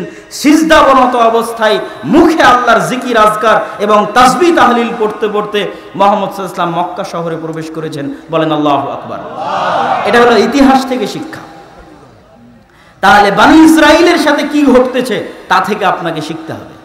এরা এই কওম আল্লাহর এত দয়া দেখার পর এত বড় নিমক হারাম কেমনে হয়ে গেল? এরা তো নবীদেরই সন্তান ছিল, কেমনে এত বড় নিমক হারাম হয়ে গেল, এত বড় নাশুকর হয়ে গেল কেন? তার কারণ, আমি যখন মুসলমানদের অবস্থা দেখি যে মুসলমানেরা পৃথিবীতে কেন এত অধপতনে চলে গেল, এত নিচে নেমে গেল, তখন বিশেষ করে ইউরোপ সফরের পর আমার কাছে এটা পরিষ্কার হয়েছে বানু ইসরাইলের অবস্থা আর মুসলমানদের অবস্থা পার্থক্য কি। বানু ইসরাইল যে ওই যে ৩০০ বছর ফেরাউনের গোলামি করেছে, গোলামিতে স্বভাব নষ্ট হয়ে গেছে। কথা কি বুঝতে পারছেন? মানুষ যখন স্বাধীন থাকে, টাকা পয়সা থাকে, ক্ষমতা থাকে, তখন হৃদয় প্রশস্ত থাকে, হিম্মত উঁচু থাকে, অন্তর প্রশস্ত থাকে, হিম্মত উঁচু থাকে। যখন আপনি গোলাম, পালিয়ে বেড়াচ্ছেন, লুকিয়ে বেড়াচ্ছেন, খাওয়ার জায়গা নাই, থাকার জায়গা নাই, তখন আস্তে আস্তে অন্তর ছোট হয়ে যায়। ছোট হতে হতে তা আবার কত বছর? ২০০ থেকে ৩০০ বছর অন্তর ছোট হয়ে গেছে। অন্তর ছোট হয়ে চরিত্র বিকৃত হয়ে গেছে। ঠিক আজকের মুসলমানদের, সারা বিশ্বের মুসলমানদের যে অধপতন, তার কারণ হচ্ছে আজ থেকে ৬০-৭০ বছর আগে দুই একটা মুসলিম দেশ বাদে সবগুলো মুসলিম দেশ প্রায় ১৫০ থেকে ২০০ বছর ঔপনিবেশিক শাসন আমলের অধীনে ছিল, কলোনিয়াল সিস্টেম। আমরা ভারত, পাকিস্তান, বাংলাদেশ ছিলাম ব্রিটিশদের অধীনে ১৯০ বছর। আমাদের স্বভাব চরিত্র যে বিকৃত হয়ে গেছে, ওই ১৯০ বছর আগের যারা মুসলমান তারা আমার আপনার মতো ছিল না। ওই ১৯০ বছর আগের মুসলমানের হিম্মত ছিল, হৃদয় প্রশস্ত ছিল, লক্ষ্য স্থির ছিল। আমাদের চরিত্র বিকৃত হয়ে গেছে ১৯০ বছরে। গোলামি করতে করতে, ব্রিটিশদের গোলামি করতে করতে আমরা মেন্টালি জন্মগত বাই বর্ন গোলাম। আমরা এখনো ভারত, পাকিস্তান, বাংলাদেশের মুসলমানেরা জন্মগত গোলাম। ওই ১৯০ বছরের ট্রমা, কেউ যখন দেখে যে তার চোখের সামনে খুব ভয়ঙ্কর কিছু ঘটেছে, ও ট্রমায় ভুগে। তো মুসলমানেরা ওই ১৯০ বছর গোলামির ট্রমা থেকে বের হতে পারেনি। এটা আরো অনুভব করলাম কখন? যখন দেখলাম যে ফ্রান্সের রাজধানী প্যারিসের আইফেল টাওয়ারের সামনে রাত ১২টা-১টায় যারা সিগারেট খাচ্ছে সবই মুসলমান, যারা মদ এবং জুয়া খেলতেছে সবই মুসলমান। তো ওরা একটাও ইন্ডিয়া, পাকিস্তান, বাংলাদেশের মুসলমান নয়। তাহলে কোথাকার মুসলমান? ওই ফ্রান্স যেই দেশ শাসন করত ঔপনিবেশিক শাসন আমলে, ওই দেশের মুসলমান। আলজেরিয়া, মরক্কো, নাইজেরিয়া তথা আফ্রিকান কান্ট্রি ফ্রান্স শাসন করত। ফ্রান্স, ইতালি, স্পেন এরা আফ্রিকান কান্ট্রিগুলোকে ভাগ করে নিয়েছিল। তো ওদের চরিত্র এদের শাসনে বিকৃত হয়ে গেছে। এদের অধীনে ওরা ১৯০-২০০ বছর থেকেছে। এখন ওই ট্রমা থেকে ওরা বের হতে পারেনি, কেন? গোলাম। আমরা ১৯০ বছর গোলাম ছিলাম, এখনো আমরা ওই ট্রমা থেকে বের হতে পারিনি। আমাদের চরিত্র এই জন্য বিকৃত। তো ওরা ৩০০ বছর গোলাম ছিল ফেরাউনের, এই জন্য সকাল সন্ধ্যা নিমক হারামি করতেছে, ছোট লোকের মতো কথা বলতেছে নবীর সাথে, আর আল্লাহ সুবহানাহু ওয়া তাআলার সাথে। আমাদের অবস্থাও আজ অনুরূপী। সম্মানিত উপস্থিতি, এবার আমরা দেখব দ্বিতীয়বার জেরুজালেম বিজয়ের ঘটনা আর এক নবীর হাতে। তার নাম দাউদ। দাউদ আলাইহিস সালাতু ওয়াস সালামের নাম শুনেছেন? দাউদ আলাইহিস সালাতু ওয়াস সালামের হাতে জেরুজালেম বিজয়ের ঘটনা আল্লাহ কয়েক পৃষ্ঠা যাবত সূরা বাকারার মধ্যে বর্ণনা করেছেন। আল্লাহ সুবহানাহু ওয়া তাআলা শুরু করেছেন সূরা বাকারার ২৪৩ নম্বর আয়াতে, আর গিয়ে শেষ করেছেন প্রায় বলা চলে ২৫২-৫৩ নম্বর আয়াতে গিয়ে আল্লাহ সুবহানাহু ওয়া তাআলা শেষ করেছেন পুরো ২ পৃষ্ঠা। দাউদ আলাইহিস সালামের জেরুজালেম বিজয়ের ঘটনা আল্লাহ বলেছে। শুরু কিভাবে? এই যে ইউশা বিন নুনের হাতে জেরুজালেম বিজয় হলো, তারপরেও যে তারা আল্লাহর আদেশ অমান্য করলো, এইভাবে আল্লাহর আদেশ তারা অমান্য করতে থেকেছে। তখন আল্লাহ তাদের উপর আযাব দিয়েছে। আযাবে তারা জেরুজালেম থেকে বিতাড়িত হয়ে গেছে। আযাবে তারা জেরুজালেম থেকে বিতাড়িত হয়ে গেছে। দেখেন, আজকে আপনাদের বলতে এবং ভাবতে কষ্ট লাগলেও আমরা মুসলমানেরা আযাবের মধ্যে আছি। কিসের মধ্যে আছি? আযাবের মধ্যে আছি। আমাদের চরিত্রের কারণে, আমাদের অভ্যাসের কারণে। মসজিদে আকসা আমাদের হাতে নাই, বাহ্যিক কারণ যেটাই হোক, অভ্যন্তরীণ কারণ হচ্ছে আমাদের আমল, উম্মতে মুহাম্মাদির আমল। বিমা কাসাবাত আইদিনা, আমাদের আমলে আমরা মসজিদে আকসা হারিয়েছি। আমাদের তাকওয়া, পরহেজগারিতার অভাব এবং গুনাহের কারণে আমরা মসজিদে আকসা হারিয়ে দিয়েছি। তো ওদের ওপর আল্লাহ আযাব পাঠালেন, জেরুজালেম থেকে বিতাড়িত করে দিলেন, ঘর বাড়ি ছাড়া হয়ে গেল। আজ আমাদের মুসলমান ভাইয়েরা ঘর বাড়ি ছাড়া আছে, মিলবে, একদম হুবহু মিলবে। ওই ঘর বাড়ি ছাড়ার কথা এটার মধ্যেও পাবেন। এই জেরুজালেমের কথাই বলবে যে কেমনে তারা ঘর বাড়ি ছাড়া হয়েছে। ঘর বাড়ি ছাড়া অবস্থায় জীবনযাপন কাটাতে কাটাতে ক্লান্ত হয়ে গেছে। তৎকালীন নবী শামুয়েলকে গিয়ে বলছে, আপনি আল্লাহর কাছে দোয়া করেন না, আল্লাহ আমাদের জন্য একজন শক্তিশালী বাদশাহ পাঠাক, যেন আবার আমরা জেরুজালেম বিজয় করতে পারি। আল্লাহ কিন্তু আমাদেরও শিখিয়ে দিয়েছে যে তোমরা দোয়া করবা সুলতানান নাসিরা, যেন আল্লাহ তোমাদের জন্য একজন শক্তিশালী বাদশাহ পাঠায়। হে আল্লাহ, আপনি আমাদের উম্মতে মুহাম্মাদিকে, ফিলিস্তিনকে, জেরুজালেমকে, গাজার মুসলমানদেরকে উদ্ধার করার জন্য শক্তিশালী শাসক পাঠান। বলেন আল্লাহুম্মা আমিন। এই দোয়া তারাও করেছে নবীর কাছে গিয়ে। আল্লাহ বলছে, আলাম তারা ইলাল মালাই মিন বানি ইসরাঈল মিন বাদি মূসা ইয ক্বালু লিনাবিয়্যিন লাহুম বা'আথ লানা মালিকান নুকাতিল ফি সাবিলিল্লাহ। হে নবী, আপনি তো আল্লাহর সাথে কথা বলেন, আল্লাহর কাছে দোয়া করেন, আল্লাহ আমাদের জন্য একজন বাদশা দিক, ওই বাদশার পিছনে আমরা যুদ্ধ করব। তো নবী জানতেন এই বানু ইসরাইলের স্বভাব, যে এরা কত বড় নিমক হারাম, এটা তিনি জানতেন। তো তিনি নবী উত্তরে কি বলছেন, হালা আসাইতুম ইন কুতিবা আলাইকুমুল কিতালু আল্লা তুকাতিলু। আরে আমি আল্লাহর কাছে দোয়া করে যদি একজন রাজা নেই, তারপরে তোমরা যে যুদ্ধ করবে আর গ্যারেন্টি কি? তোমরাই তো তারা যারা মুসা আলাইহিস সালামের সাথে যুদ্ধ করনি, তো তোমরা যে মুখ ফিরিয়ে নিবে এর কোনো গ্যারেন্টি আছে? তখন তারা উত্তরে বলছে, ওয়ামা লানা আল্লা নুকাতিলা ফি সাবিলিল্লাহ ওয়া ক্বাদ উখরিজনা মিন দিয়ারিনা ওয়া আবনাইনা। এই যে বাড়ি থেকে তাড়িয়ে দেওয়া, আরে আমরা কেন যুদ্ধ করব না? আমরা তো আমাদের বাড়িঘর ছাড়া হয়ে গেছি। আজকের মুসলমানেরা বাড়িঘর ছাড়া আছে না নাই ভাই? আজকের জেরুজালেমের, ফিলিস্তিনের মুসলমানেরা বাড়িঘর ছাড়া, ওই যুগের মুসলমানেরা বাড়িঘর ছাড়া হয়ে গেছে আল্লাহর আযাবে। আমাদের বাহ্যিক যে কারণই থাক, অভ্যন্তরীণ কারণ হচ্ছে আল্লাহর আযাব। তো আমরা তো আমাদের বাড়িঘর ছাড়া হয়ে গেছে, আমরা কেন যুদ্ধ করব না? অবশ্যই করব। আপনি আল্লাহর কাছে দোয়া করেন। ফালাম্মা কুতিবা আলাইহিমুল কিতালু তাওয়াল্লাউ ইল্লা কালিলাম মিনহুম। কিন্তু সত্যি সত্যি যখন আল্লাহ বাদশা পাঠিয়ে দিলেন, তখন যুদ্ধ আর তেমন বেশি মানুষ করতে পারল না। হাজার হাজার মানুষ থেকে মাত্র 313 জন যুদ্ধ করতে পেরেছিল, মাত্র। বাকি সব পরীক্ষায় ফেল করেছে। কিভাবে আল্লাহ তাদের পরীক্ষা করেছিলেন সেটাও বলছেন। ক্বাদ বা'আসা লাকুম তালুতা মালিকা। তখন নবী বলে দিলেন, আল্লাহ তোমাদের জন্য রাজা করে দিয়েছেন তালুতকে। ওরা বলছে, আরে তালুত রাজা হলো মানে? আমরা এত বড় বড় সমাজের সব বড় বড় নেতা, আমরা থাকতে তালুত রাজা হবে? আল্লাহ কোরআন মাজিদে বলছেন, তালুত তোমাদের চেয়ে জ্ঞানে এবং শক্তি সামর্থ্যে বড়, এই জন্য তাকে আমি রাজা বানিয়েছি, তোমরা তার আনুগত্য করো। ঠিক আছে, তালুতের আনুগত্য করে এবার যুদ্ধের মাঠে অবতীর্ণ হবেন। যুদ্ধের মাঠে অবতীর্ণ হলে তাবুত ফিরে পাওয়া যাবে। তাবুত কি? তাবুত হচ্ছে মুসা আলাইহিস সালামের লাঠি, তাবুত হচ্ছে মুসা আলাইহিস সালামের পাথর, যেই পাথর ফেটে ঝর্ণা বের হয়েছিল। ওইটা যারা জেরুজালেম থেকে এদের তাড়িয়ে দিয়েছিল জুলিয়েট বাদশাহ, যার নাম আল্লাহ কোরআনে বলেছে জালুত, ওই জালুত নিয়ে চলে গেছিল। তো ওখান থেকে বানু ইসরাঈলরা বরকত পেত, বরকত লাভ করত।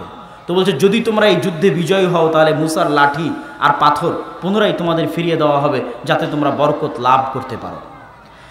তো যুদ্ধের জন্য রওনা দিয়েছে। আল্লাহ পরীক্ষা স্বরূপ বলেছে, এই যুদ্ধে যাওয়ার পথে নদী আছে, নদীতে যদি পানি পান করো যুদ্ধে অংশগ্রহণ করতে পারবে না। নদীতে যদি পানি পান না করো যুদ্ধে অংশগ্রহণ করতে পারবে। ঠিক আছে, সবাই পানি পান করে নিয়েছে, 313 জন পানি পান করেনি। এই 313 জন নদী পার হওয়ার পর দেখছে বিশাল সেনাবাহিনী জালুতের। এত বড় বিশাল সেনাবাহিনীর সামনে 313 জন কেমনে যুদ্ধ করবে? কোরআনে আল্লাহ তারা বলছে, কোরআনে বর্ণনা করছে, তারা বলছে লা তাকাতা লানা আল-ইয়াওমা বিজালুত ওয়া জুনুদি। এত বিশাল সেনাবাহিনীর সাথে আমরা 313 জন কেমনে যুদ্ধ করব? তখন যারা আল্লাহকে ভয় করতো, এর মধ্যে দাউদ আলাইহিস সালাম ছিলেন। এই যুদ্ধে দাউদ আলাইহিস সালামের বয়স 20 বছর, দাউদ আলাইহিস সালামের বয়স 17 বছর। তো দাউদ আলাইহিস সালাম সহ আর যারা আল্লাহকে ঈমান আনতো, আল্লাহকে ভয় করত, ক্বালাল্লাযীনা ইয়াযুন্নুনা আন্নাহুম মুলাকুল্লাহ, যারা বিশ্বাস করত যে একদিন আল্লাহর সাথে সাক্ষাৎ হবে, মরলে আল্লাহর দেখা পাবে, তারা বলল, শোনো, কাম মিন ফিয়াতিন কালিলাতিন গালাবাত ফিয়াতান কাসীরা।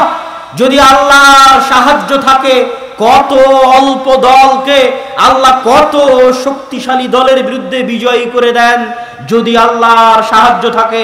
আল্লাহু মা'আস সাবিরিন, আল্লাহ ধৈর্যশীলদের অন্তর্ভুক্ত। বরং তোমরা আল্লাহর কাছে দোয়া করো। দোয়াও আল্লাহ বলেছে, তারা কি দোয়া করেছিল? রব্বানা আফরিগ আলাইনা সাবরান ওয়া সাব্বিত আকদামানা ওয়ানসুরনা আলাল কওমিল কাফিরিন। এই দোয়া তোমরা করতে থাকো, দোয়া করো এবং আল্লাহ ভরসা করে যুদ্ধে ঝাঁপিয়ে পড়ো। মাত্র 313 জন নিয়ে যুদ্ধে ঝাঁপিয়ে পড়লো বিশাল বাদশাহ জালুতের বিশাল সেনাবাহিনীর বিরুদ্ধে। দাউদ আলাইহিস সালাম নিজে হাতে বাদশাহ জালুতকে জবাই করেছিলেন, দাউদ আলাইহিস সালাম। এবং তারপরে আল্লাহ তাকে নবী বানিয়ে দিয়েছেন এবং তার সন্তান সুলাইমান সহ পৃথিবীর ইতিহাসের সবচেয়ে বড় সাম্রাজ্য জেরুজালেমে প্রতিষ্ঠা হলো। এটা জেরুজালেম দ্বিতীয়বার বিজয় হলো। প্রথমবার বিজয় করলেন ইউশা বিন নুন, দ্বিতীয়বার বিজয় করলেন তালুত। কিন্তু বাহিনীর মধ্যে ছিল দাউদ আলাইহিস সালাম, যিনি নিজে বাদশাহ জালুতকে হত্যা করেছেন এবং তিনি জেরুজালেমে বিশাল সাম্রাজ্য প্রতিষ্ঠা করলেন। তার সন্তান সুলাইমান পৃথিবীর ইতিহাসের সবচেয়ে বড় সাম্রাজ্য প্রতিষ্ঠা করলেন এবং জিনদের নিয়ে দ্বিতীয়বার মসজিদে আকসা তৈরি করলেন সুলাইমান আলাইহিস সালাম। তাহলে এবার দেখেন, এতক্ষণ যত ইতিহাস বলতেছি, যত নবীর নাম বলে আসলাম, সব মসজিদে আকসার সাথে, সব ফিলিস্তিনের সাথে। সম্মানিত উপস্থিতি, এবার আমরা দ্রুত মুহাম্মদ সাল্লাল্লাহু আলাইহি ওয়াসাল্লামের জীবনীতে ফিরে আসব। তার আগে শর্টকাটে ঈসা এবং মারিয়াম। ওয়াইদ ক্বালাত ইমরাতু ইমরান রাব্বি ইন্নী নাযারতু লাকা মা ফি বাতনি মুহাররারা। যখন ইমরানের স্ত্রী বলল, হে আল্লাহ, আমার পেটে যে সন্তান আছে তোমার রাস্তায় ওয়াকফ করে দিলাম। তোমার রাস্তায় মানে এই মসজিদের জন্য, মসজিদের খেদমত করার জন্য। মসজিদের খাদেম হলে নবী হওয়া যায়, মসজিদের নবীরা মসজিদের খাদেম। তো মা ওয়াকফ করে দিল যে আমার পেটের সন্তান মসজিদের খাদেম, মসজিদে আকসার খাদেম। ফালাম্মা ওয়াদাআত ক্বালাত রাব্বি ইন্নী ওয়াদাতুহা উনসা। বাচ্চা প্রসব করার পর দেখছেন মারিয়াম মেয়ে সন্তান। তো মেয়ে সন্তানকে কেমনে মসজিদে রাখবেন? তো তাকাফফালা জাকারিয়া তথা তার খালু জাকারিয়া আলাইহিস সালাতু ওয়াস সালাম তার দায়িত্ব নিলেন এবং মেয়ে হয়েও মসজিদের খেদমত করতে লাগলেন। মারিয়াম আলাইহিস সালাতু ওয়াস সালাম কোন মসজিদের খেদমত করতে লাগলেন? মসজিদে আকসার খেদমত করতে লাগলেন। আল্লাহ আসমান থেকে খাবার পাঠালেন। কোন মসজিদে খাবার পাঠালেন? মসজিদে আকসায় খাবার পাঠালেন। মারিয়ামের পেটে সন্তান আসলো। ঈসা আলাইহিস সালাতু ওয়াস সালাম মায়ের কোলে কথা বললেন। কোন শহরে জন্ম নিলেন ঈসা আলাইহিস সালাতু ওয়াস সালাম? জেরুজালেমে জন্ম নিলেন, ফিলিস্তিনে জন্ম নিলেন, মসজিদে আকসার পাশে জন্ম নিলেন। এই পর্যন্ত দিয়ে এবার আমরা সামারি দেখি। পৃথিবীর 90% মানুষ তথা তিনটা বড় দিনের অনুসারী, বড় ধর্মের অনুসারীর পবিত্র স্থান হচ্ছে জেরুজালেম, মসজিদে আকসা। যেহেতু মুসা আলাইহিস সালাম এটার জন্য জীবন দিয়েছে, ইউশা বিন নুন জীবন দিয়েছে, দাউদ সুলাইমান যুদ্ধ করেছে, তো এই জন্য ইহুদি যারা আছে তাদের কাছে এটা সবচেয়ে পবিত্র। ঈসা আলাইহিস সালাম এখানে জন্ম হয়েছে, তার মা এই মসজিদের খাদেম ছিলেন, এই জন্য খ্রিস্টানদের কাছে এটা সবচেয়ে পবিত্র। আর আমরা মুসলমানেরা তো আছি। তাহলে পৃথিবীতে এর চাইতে বড় আর কোনো কারণ নাই যেখানে পৃথিবীর 90% মানুষ যুদ্ধে জড়িয়ে যেতে পারে। মানে এর চেয়ে বড় আর কারণ পৃথিবীতে নাই, যেই কারণে পৃথিবীর 90% মানুষ যুদ্ধে জড়িয়ে যেতে পারে। কিসের প্রথম বিশ্বযুদ্ধ, কিসের দ্বিতীয় বিশ্বযুদ্ধ? সবচেয়ে বড় যুদ্ধ হবে এই মসজিদকে কেন্দ্র করে, এই শহরকে কেন্দ্র করে, যেটাতে পৃথিবীর 90% মানুষ জড়িয়ে যাবে। কেন এর চেয়ে বড় কারণ আর পৃথিবীতে নাই যেটার পেছনে এত বড় যুদ্ধ হতে পারে। একটাই কারণ, সেটা হচ্ছে এই মসজিদ। এই মসজিদকে নিয়ে যুদ্ধ হতে পারে, এই শহরকে নিয়ে যুদ্ধ হতে পারে, যেগুলো কিয়ামতের পূর্ব মুহূর্তে সব বড় বড় যুদ্ধ এখানে সংঘটিত হবে। দাজ্জালকেও ঈসা আলাইহিস সালাতু ওয়াস সালাম এই জেরুজালেম শহরের গেটেই হত্যা করবেন। এগুলো সব এই ফিতনা বলেন, যুদ্ধ বলেন, যেটাই বলেন, কিয়ামতের পূর্ব মুহূর্তে মক্কা মদিনা সেফ থাকবে। যা ঘটবে মসজিদে আকসাকে কেন্দ্র করে ঘটবে, জেরুজালেমকে কেন্দ্র করে ঘটবে। আমরা চলে আসি আমাদের নবীর ইতিহাসে, আমাদের নবীর জীবনীতে। আমাদের নবী মুহাম্মদ সাল্লাল্লাহু আলাইহি ওয়াসাল্লামের সাথে জেরুজালেম মসজিদে আকসার সম্পর্ক কি? আমাদের নবী মুহাম্মদ সাল্লাল্লাহু আলাইহি ওয়াসাল্লামের সাথে জেরুজালেমের বেশি না 3টে সম্পর্ক বলে আমরা বক্তব্যের মুসলমানদের জেরুজালেম বিজয়ের ঘটনায় এগিয়ে যাব। এক, যখন আল্লাহ সালাত ফরজ করলেন তখন মুহাম্মদ সাল্লাল্লাহু আলাইহি ওয়াসাল্লামকে আদেশ দিলেন মসজিদে আকসা মুখিয়ে সালাত আদায় করা। এটা মুহাম্মদ সাল্লাল্লাহু আলাইহি ওয়াসাল্লামের জন্য অনেক কষ্টের ছিল। কেন কষ্টের ছিল? তিনি জন্মের পর থেকে দেখছেন কাবা সবচেয়ে পবিত্র ঘর। তার বাপ দাদা আদি পুরুষ কাবা ঘরের খেদমত করেছে। সেই কাবা ঘরকে পাশে রেখে, সেই কাবা ঘরকে নিজের কাছে রেখে আল্লাহ বলছে মসজিদে আকসা মুখিয়ে সালাত আদায় করে। তাই একদিন দুই দিন নয়, 17 মাস। কদ নারা তাকাল্লুবা ওয়াজহিকা ফিস সামা। আর আল্লাহর নবী বারবার আসমানের দিকে চাইতে থাকলেন, কখন আল্লাহর ওহী আসবে, মসজিদ আকসা পরিবর্তন হয়ে কাবা কেবলা হয়ে যাবে। কিন্তু শুরু করলেন আল্লাহ মসজিদ আকসা দিয়ে। এটা ছিল মদিনায় অবস্থানরত ইহুদি, মদিনায় অবস্থানরত খ্রিস্টানদের কাছে মেসেজ যে এটা হচ্ছে দ্বীনে হক। তোমরা যেই মসজিদ আকসাকে পবিত্র মনে করো, সেই মসজিদ আকসাই মুসলমানদের প্রথম কেবলা। বলেন আল্লাহু আকবার। এটা আল্লাহ সুবহানাহু তাআলার হিকমাহ যে মুসলমানদের প্রথম কেবলা, মুসলমানদের প্রথম মসজিদ, যেই মসজিদ মুখী হয়ে তৈরি হয়েছে সেটা মসজিদ আকসা। মুহাম্মদ সাল্লাল্লাহু আলাইহি ওয়াসাল্লামের জীবনে দ্বিতীয় ঘটনা, সুবহানাল্লাযী আসরা বিআবদিহি লাইলাম মিনাল মাসজিদিল হারাম ইলাল মাসজিদিল আকসা আল্লাযী বারাকনা হাওলাহ। ওই সত্তার পবিত্রতা বর্ণনা করছি যিনি তার বান্দা মুহাম্মদ সাল্লাল্লাহু আলাইহি ওয়াসাল্লামকে মসজিদে হারাম মক্কার কাবা থেকে রাতের বেলা সফর করিয়েছেন মসজিদে আকসায়। কোন মসজিদে আকসাই? আল্লাযী বারাকনা হাওলা, যেই মসজিদে আকসার চারিদিকে আমি আল্লাহ বরকত দিয়ে ঘিরে রেখেছি। বলেন আল্লাহু আকবার। কোরআনের আয়াতের অনুবাদ করলাম, কোরআনের আয়াতে আল্লাহ বলছেন মসজিদে আকসার চারিদিকে আমি বরকত দিয়ে ঘিরে রেখেছি, বারাকনা হাওলা। তাহলে মুহাম্মদ সাল্লাল্লাহু আলাইহি সাল্লাম কাবা থেকে সরাসরি তিনি আসমানে যাননি, কাবা থেকে তিনি মসজিদে আকসায় গেছেন, মসজিদে আকসা থেকে তিনি আসমানে গেছেন। এটা মুহাম্মদ সাল্লাল্লাহু আলাইহি সাল্লামের জীবনের দ্বিতীয় ঘটনা। মসজিদে আকসায় তিনি বোরাক বেঁধেছেন, ওই বোরাক বাঁধার জায়গা এখনো আছে। মসজিদে আকসায় তিনি নবীদের ইমামতি করে সালাত আদায় করিয়েছেন। সম্মানিত উপস্থিতি, মুহাম্মদ সাল্লাল্লাহু আলাইহি সাল্লামের জীবনের তৃতীয় ঘটনা, হুদায়বিয়ার সন্ধির পরে মক্কার কাফের এবং মুশরিকেরা ব্যবসায়িক উদ্দেশ্যে গেছে ফিলিস্তিনে, জেরুজালেমে। তখন ফিলিস্তিন জেরুজালেমে কন্ট্রোল আছে রোমান এম্পায়ারের। রোমান এম্পায়ারের তৎকালীন বাদশাহ হিরাক্লিয়াস রাতের বেলা স্বপ্ন দেখে আরবের মধ্যে যারা খাতনা করে তাদের হাতে চলে যাচ্ছে তার এই রাজত্ব। ঘুম থেকে হন্তদন্ত হয়ে উঠে টানা কয়েকদিন এই স্বপ্ন দেখেছে। সে জানতো ইহুদিরা বাদে আর কেউ খাতনা করে না। সাথে সাথে খুঁজতে পাঠালো এই শহরে এখন কোনো আরব আছে কিনা। খুঁজে দেখা গেল আবু সুফিয়ান রাদিয়াল্লাহু তাআলা আনহু, যিনি তখন কাফের এবং যিনি তখন আবু জাহালের জায়গায় দায়িত্ব পালন করছেন, মক্কার কাফের মুশরিকদের সর্দার, আল্লাহ রাসূলের বিরুদ্ধে কয়েকটা যুদ্ধে নেতৃত্ব দিয়েছেন, ওহুদের যুদ্ধে নেতৃত্ব দিয়েছেন, খন্দকের যুদ্ধে নেতৃত্ব দিয়েছেন, আল্লাহ রাসূলের মুখোমুখি যুদ্ধে নেতৃত্ব দিয়েছেন আবু সুফিয়ান রাদিয়াল্লাহু তাআলা আনহু।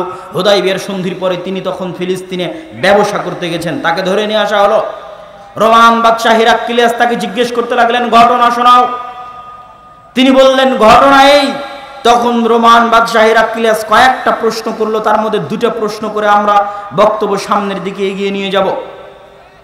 দুটো প্রশ্নের একটা প্রশ্ন হচ্ছে, আমাকে বলো মুহাম্মাদের পূর্বে তার বংশে অতীতে তোমাদের কুরাইশ বংশে, বানু হাশিম বংশে, ইসমাইলের বংশে অতীতে আর কেউ কোনদিন কি নবী দাবি করেছিল? আবু সুফিয়ান বললেন, না, অতীতে তো দীর্ঘ 2-3 হাজার বছরে ইসমাইলের বংশে কেউ কোনোদিন নবী দাবি করেনি। বাদশাহ হিরাক্লিয়াস বললেন, যদি আগে কেউ নবী দাবি করে থাকতো আমি বলতাম মুহাম্মদ সাল্লাল্লাহু আলাইহি ওয়াসাল্লাম অন্যের দেখা দেখি নিজে নবী দাবি করেছে। অতীতে যেহেতু ইসমাইলের বংশে কেউ নবী দাবি করেনি, অতএব এটা বলার সুযোগ নাই যে মুহাম্মদ দেখা দেখি নবুয়তের দাবি করেছে। এবার আমাকে শোনাও, তোমাদের বংশে বানু ইসমাইলে, কুরাইশে, বানু হাশিমে কেউ কি কোনোদিন রাজা বাদশাহ ছিল? আবু সুফিয়ান উত্তরে বলছে, না, আমাদের বংশে কেউ তো কোনোদিন রাজা বাদশাহ ছিল না। বাদশাহ হিরাক্লিয়াস বলছে, যদি বলতে যে মুহাম্মাদের অতীতে সাল্লাল্লাহু আলাইহি ওয়াসাল্লাম কেউ কোনোদিন রাজা বাদশাহ ছিল, তাহলে আমি বলতাম নিজের বাপদাদার রাজত্ব ফিরে পাওয়ার জন্য নবুয়তের ভান ধরেছে। কিন্তু আগে তো কেউ রাজা বাদশাহ ছিল না, তাহলে ভান ধরার তো প্রয়োজন নাই, তাহলে ঘটনা কিছু আছে। তারপরে একের পর এক জিজ্ঞাসা যখন শেষ, তখন বাদশাহ হিরাক্লিয়াস ঘোষণা করতেছে। কে ঘোষণা করতেছে? তৎকালীন বিশ্বের সবচেয়ে শক্তিশালী এম্পায়ারের রাষ্ট্রপ্রধান। মনে করেন আজকের পৃথিবীর সবচেয়ে শক্তিশালী রাষ্ট্র যদি আমেরিকা হয়, তাহলে আমেরিকার রাষ্ট্রপ্রধান কোথায় বসে ঘোষণা করতেছে? জেরুজালেমে মসজিদে আকসার পাশে বসে ঘোষণা করতেছে। কার সামনে ঘোষণা করতেছে? আল্লাহর নবীর সবচেয়ে বড় শত্রু মক্কার কাফের মুশরিকদের সর্দারের সামনে বসে ঘোষণা করতেছে, জেরুজালেমে বসে ঘোষণা করতেছে। তৎকালীন বিশ্বের সবচেয়ে বড় এম্পায়ারের শাসক ঘোষণা করতেছে, আবু সুফিয়ান তুমি যা বললে তা যদি সত্য হয়, তাহলে মাউদে আকাদামাইয়া তাহতা মাউদে আকাদামাইয়া, আমার পায়ের নিচে যে মাটি আছে এই মাটি একদিন মুহাম্মাদের অনুসারীদের দখলে চলে যাবে। আল্লাহু আকবার। এটাই মসজিদ আকসার মাটি, এটাই জেরুজালেমের মাটি। তাহলে এর চেয়ে বড় ভবিষ্যৎবাণীর আর প্রয়োজন নাই। সম্মানিত উপস্থিতি, মুহাম্মদ সাল্লাল্লাহু আলাইহি সাল্লাম তার জীবনে দুইটা যুদ্ধ করেছেন জেরুজালেম বিজয় করার জন্য, মুতা এবং তাবুকের যুদ্ধ। এটা অনেকেই আপনাকে এভাবে বলে দিবে না কেন আমি বললাম এটা জেরুজালেম বিজয়ের জন্য যুদ্ধ। মুতা এবং তাবুকের যুদ্ধ হয়েছিল রোমানদের বিরুদ্ধে, আর আরবের সবচেয়ে কাছে রোমানদের সবচেয়ে বড় হেডকোয়ার্টার ছিল জেরুজালেমে। আপনি যদি বাংলাদেশের বিরুদ্ধে যুদ্ধ করেন তাহলে এটাও বলা যাবে যে ঢাকার বিরুদ্ধে যুদ্ধ। অনেক সময় দেশের নামের জায়গায় রাজধানীর নাম বলে দেওয়া হয়।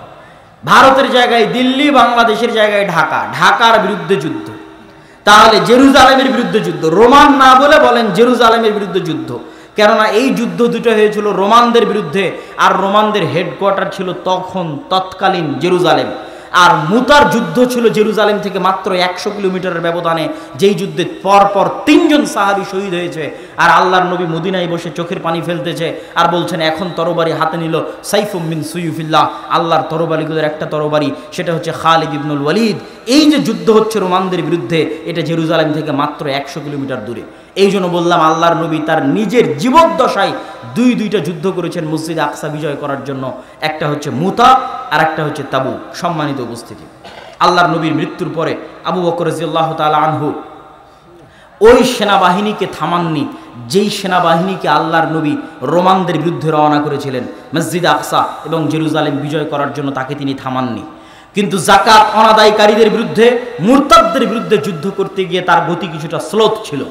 ওমর রাদিয়াল্লাহু তাআলা আনহু ক্ষমতা পাওয়ার পরে জেরুজালেম বিজয় করার জন্য, মসজিদ আকসা বিজয় করার জন্য, পৃথিবীর ইতিহাসের সবচেয়ে বড় যুদ্ধ জেরুজালেম বিজয়ের জন্য মুসলমানদের যে বড় বড় দুইটা যুদ্ধ, একটা সালাহউদ্দিন আইয়ুবী যুদ্ধ করেছিলেন হিত্তিনে, আর আরেকটা এখন ওমর রাদিয়াল্লাহু তাআলা আনহুর খেলাফত আমলে হচ্ছে ইয়ারমুকের যুদ্ধ।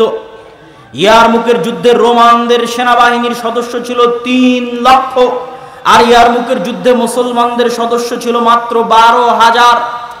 এটা হচ্ছে মসজিদে আকসা বিজয় করার জন্য সবচেয়ে বড় যুদ্ধ। তৎকালীন প্রধান সেনাপতি আবু উবাইদা ইবনুল জাররাহ, আগের সেনাপতি ছিল খালিদ বিন ওয়ালিদ। ওমর রাদিয়াল্লাহু তাআলা ক্ষমতায় এসে খালিদ বিন ওয়ালিদকে তার পদ থেকে পদচ্যুতি করান। পদচ্যুতি করে প্রধান সেনাপতির দায়িত্ব দেন আবু উবাইদা ইবনুল জাররাহকে। যদিও খালিদ বিন ওয়ালিদ মুজাহিদ হিসেবে যুদ্ধ করছে, সাধারণ ডেপুটি, সে প্রধান army chief, deputy army chief হিসেবে যুদ্ধ করতেছে, আর প্রধান আর্মি চিফ হচ্ছেন আবু উবাইদা ইবনুল জাররাহ। সম্মানিত উপস্থিতি, এই বিশাল যুদ্ধের আগে আবু উবাইদা ইবনুল জাররাহ চিঠি লিখলেন ওমর রাদিয়াল্লাহু তাআলা আনহুকে লক্ষ্য করে, আমিরুল মুমিনিন, আজকে 3 লক্ষ রোমান বাহিনীর বিরুদ্ধে মাত্র 12,000 মুসলমান নিয়ে যুদ্ধ করা সম্ভব নয়। যদি বাই চান্স যুদ্ধে পরাজয় হই, মুসলমানদের ইমান দুর্বল হয়ে যাবে, অনেক দুর্বল ইমানের মানুষ মুরতাদ হয়ে যাবে, অনেক দুর্বল ইমানের মানুষ ইসলাম থেকে মুখ ফিরিয়ে নিবে। অতএব এই যুদ্ধে হারা যাবে না, এই যুদ্ধে পরাজিত হওয়া যাবে না। আপনি মদিনা থেকে অতিরিক্ত সেনাবাহিনী পাঠান, মদিনা থেকে অতিরিক্ত মুজাহিদ পাঠান, না হলে আমরা পরাজিত হয়ে যেতে পারি। বিশাল 3 লক্ষ বাহিনীর সামনে 12,000 সেনাবাহিনী দিয়ে কিছুই করা সম্ভব নয়। ওমর রাদিয়াল্লাহু তাআলা আনহু ওই চিঠির উল্টা পিঠে লিখে পাঠালেন, লা তুহাউবিলান্নাকা কাসরাতাল রোম ওয়ালা তুহাউবিশান্নাকা কিল্লাতাল মুসলিমিন। তোমাদেরকে যেন ভীত সন্ত্রস্ত না করে রোমানদের সংখ্যাধিক্য, তোমাদেরকে যেন দুশ্চিন্তাগ্রস্ত না করে মুসলমানদের সংখ্যায় অল্প হওয়া, বরং জেনে রাখো আল্লাহ যার সাথে আছে তারাই সংখ্যাধিক্য, আল্লাহর সাহায্য যাদের সাথে আছে তারাই সংখ্যাধিক্য, আর আল্লাহর সাহায্য যাদের সাথে নাই তারা সংখ্যায় যতই বেশি হোক না কেন তারা সংখ্যায় অল্প, তারা যতই শক্তিশালী হোক না কেন তারা দুর্বল, তারা যতই শক্তিশালী হোক না কেন তারা দুর্বল। অতএব আল্লাহর সাহায্য তোমাদের সাথে আছে। তোমরা সংখ্যায় 12,000 হলেও তোমরাই শক্তিশালী, তোমরা সংখ্যায় 12,000 হলেও তোমরাই সংখ্যাধিক্য। অতএব তোমরা সামনের দিকে এগিয়ে যেতে থাকো। ওমর রাদিয়াল্লাহু তাআলা আনহু অতিরিক্ত কোনো মুজাহিদ, অতিরিক্ত কোনো সেনাবাহিনী না পাঠিয়ে চিঠির উল্টা পিঠে আদেশ দিয়ে পাঠালেন। সম্মানিত উপস্থিতি, আবু উবাইদা ইবনুল জাররাহ এই চিঠি হাতে পেয়ে চিন্তাগ্রস্ত হয়ে গেলেন। 12,000 সেনাবাহিনী নিয়ে কিভাবে 3 লক্ষ সেনাবাহিনীর বিরুদ্ধে যুদ্ধ করবেন? চিন্তাগ্রস্ত হয়ে যাওয়ার পরে তিনি খালিদ বিন ওয়ালিদের সাথে পরামর্শ করছেন। খালিদ বিন ওয়ালিদ পরামর্শ দাও, আমিরুল মুমিনিন খলিফাতুল মুসলিমিন কাউকে পাঠাননি, আমরা 12,000 মানুষ কেমনে 3 লক্ষের বিরুদ্ধে যুদ্ধ করব? খালিদ বিন ওয়ালিদ বললেন, আবু উবাইদা ইবনুল জাররাহ, আবু উবাইদা ইবনুল জাররাহ, আপনি যদি কিছু মনে না করেন আমি একটা কথা বলি, আমার কথা আপনি রাখবেন। আবু উবাইদা ইবনুল জাররাহ বললেন, বলো খালিদ। খালিদ বিন ওয়ালিদ, বলো কি কথা? খালিদ বিন ওয়ালিদ বললেন, যেহেতু আমিরুল মুমিনিন কোনো সাহায্য পাঠায়নি, আজকের ইয়ারমুকের যুদ্ধের দায়িত্বটা আপনি আমাকে দিয়ে দেন। আপনি যদিও কাগজে কলমে প্রধান সেনাপতি, কিন্তু আজকে ইয়ারমুকের যুদ্ধে আমি খালিদ বিন ওয়ালিদ প্রধান সেনাপতির দায়িত্ব পালন করব। আমার এই কথাটুকু যদি আপনি রাখেন তাহলে আমাকে প্রধান সেনাপতির দায়িত্ব দিয়ে দেন। আবু উবাইদা ইবনুল জাররাহ বললেন, ঠিক আছে, কোনো সমস্যা নাই, খালিদ তুমি প্রধান সেনাপতির দায়িত্ব পালন করো। ইয়ারমুকে 6 দিন যুদ্ধ হয়েছে, 6 দিন, 6 দিন যুদ্ধ করার পরে আল্লাহ সুবহানাহু ওয়া তাআলা মুসলমানদের বিজয় দিলেন।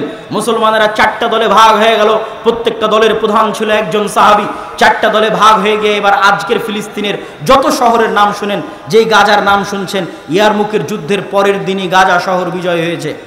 ইয়ারমুকের যুদ্ধের পরে মুসলমানেরা 4টা দলে ভাগ হয়ে মসজিদে আকসাকে কেন্দ্র বানিয়ে, জেরুজালেমকে কেন্দ্র বানিয়ে 4 দিক থেকে ঘিরে নিতে লাগলো জেরুজালেমকে।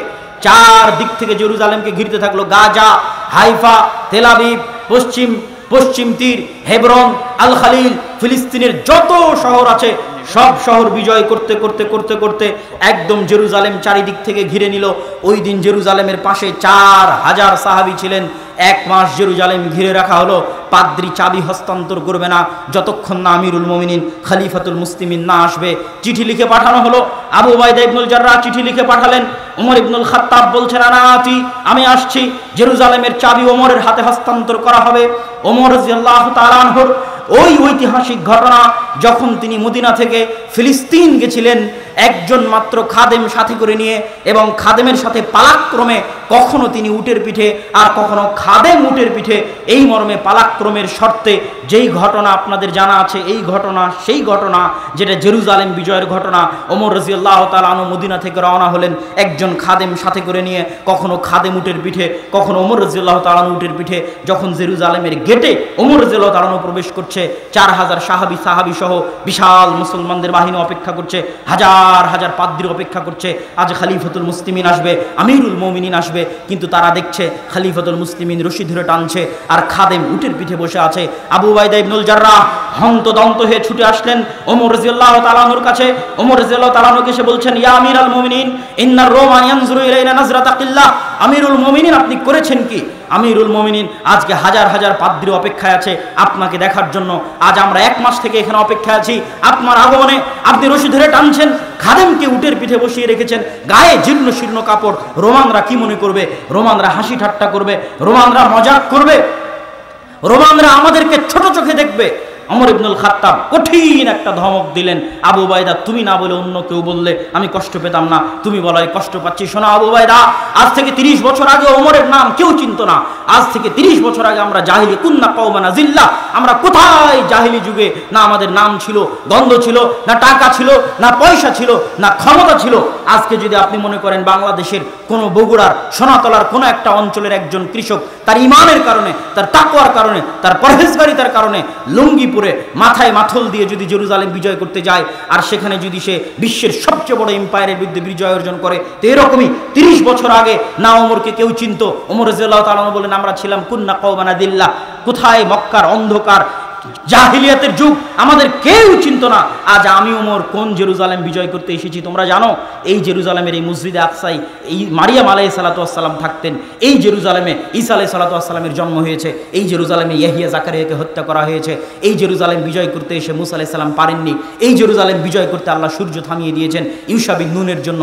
এই জেরুজালেম বিজয় করেছে দাউদ। এই জেরুজালেম বিজয় করেছে, এই জেরুজালেমে পৃথিবীর সবচেয়ে বড় সাম্রাজ্য প্রতিষ্ঠা করেছে সুলাইমান আলাইহিস সালাতু ওয়াস সালাম। এত বড় বিশাল সাম্রাজ্য, পৃথিবীর 90% মানুষের বিশ্বাসে সবচেয়ে পবিত্র জায়গা, সেই পবিত্র জায়গা আজ ওমর বিজয় করতে আসতে 30 বছর আগে ওমরের নাম কেউ জানতো না। এই যে আল্লাহ আজকে আমাকে এখানে পৌঁছে দিয়েছেন, আযানাল্লাহু বিল ইসলাম, আল্লাহ আমাদের এই ইজ্জত, এই সম্মান, এই ক্ষমতা না চাকচিক্য দিয়ে, না টাকা পয়সা দিয়ে, না রাজনীতি দিয়ে, না কূটনীতি দিয়ে আল্লাহ আমাদেরকে এই ক্ষমতা, এই সম্মান দিয়েছেন ইসলাম অনুসরণের কারণে, তাকওয়া এবং পরহেজগারিতার কারণে, আল্লাহর কিতাব এবং আল্লাহর নবীর সুন্নাত অনুসরণের কারণে। সম্মানিত উপস্থিতি, আরও লম্বা ঘটনা আছে, কিন্তু সারমর্ম কি, শিখার কি?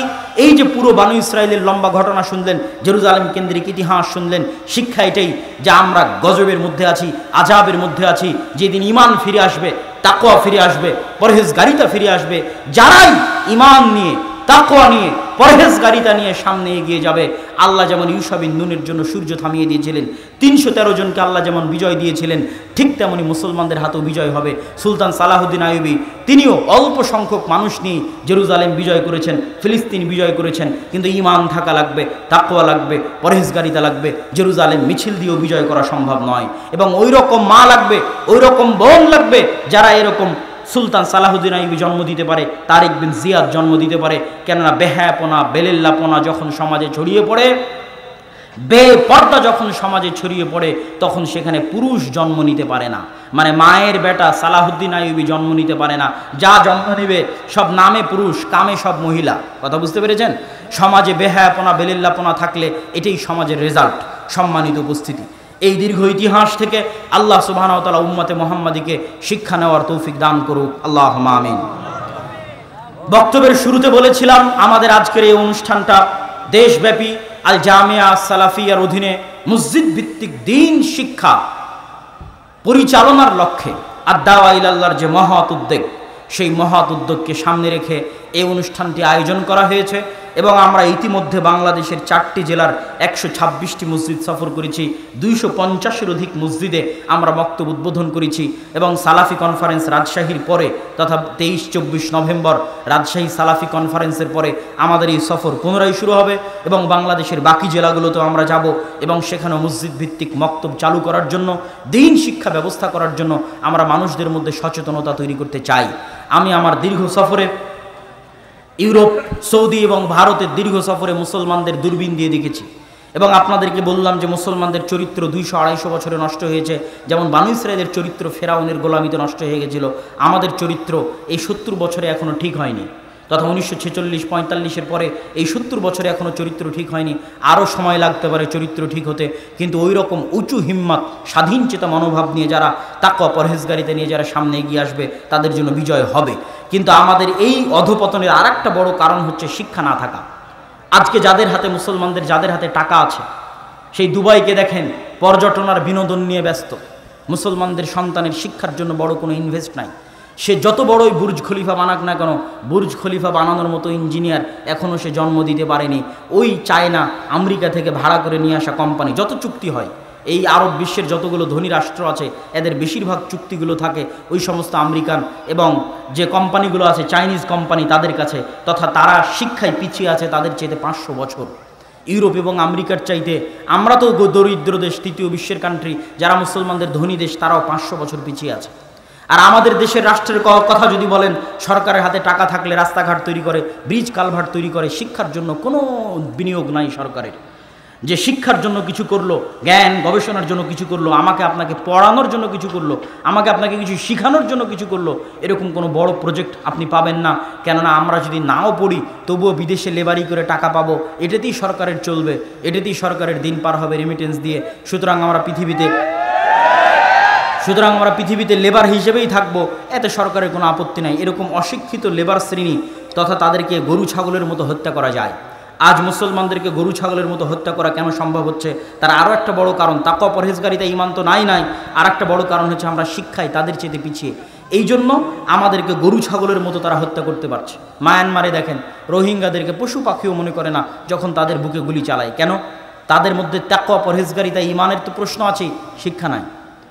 আজ ঠিক যদি আপনার মসজিদ কমিটির কাছে আসেন, তাহলে মসজিদ কমিটি টাইলস বানিয়ে রেখেছে। কত মসজিদ এরকম নিবেন? 126টা মসজিদের মধ্যে, মসজিদে আল্লাহর কসম মসজিদে টাইলস লাগানো আছে, আল্লাহর কসম মসজিদে এসি লাগানো আছে, কিন্তু মসজিদে মক্তবের দ্বীন শিক্ষার ব্যবস্থা নাই। কি বলবেন? তখন আমি বক্তব্যে বলেছি যে আপনার এই মসজিদ যদি আপনি স্বর্ণ দিয়ে বানিয়ে দেন, আর এই মসজিদের আশেপাশে তো সব জুয়াখোর আর মদখোরে ভরা, মসজিদ বানিয়ে দিলেন স্বর্ণ দিয়ে, আশেপাশে সব মুসলিম যুবক সন্তানেরা জুয়া মোবাইলের জুয়া, বাইরের জুয়া, নেশা, বিড়ি, সিগারেট এগুলো নিয়ে ব্যস্ত। তো মসজিদে সালাত আদায় করতে আসবে কে? আপনার এই মসজিদ থেকে তো আগে দিন শিক্ষার ব্যবস্থা করতে হবে। তাহলে এসি টাইলস না থাকলেও খোলা মাঠে মানুষ সালাত আদায় করবে, ইমান থাকলে খোলা মাঠে সালাত আদায় করবে। সম্মানিত উপস্থিতি, এই দুঃখ এবং এই কষ্ট নিয়ে আমরা দাওয়াতি কাজ করছি। আপনারা আজকে যে যেখান থেকে এসেছেন ফিরে গিয়ে, কেননা মনে রাখবেন মাদ্রাসা দিয়ে আমরা 2% আপনার সন্তানের, সারা পৃথিবীর মানুষের, মুসলমানের, বাংলাদেশের মুসলমানের, 18 কোটি মুসলমানের 2% ছেলে মেয়েকে আমরা পড়াতে পারি মাদ্রাসায়।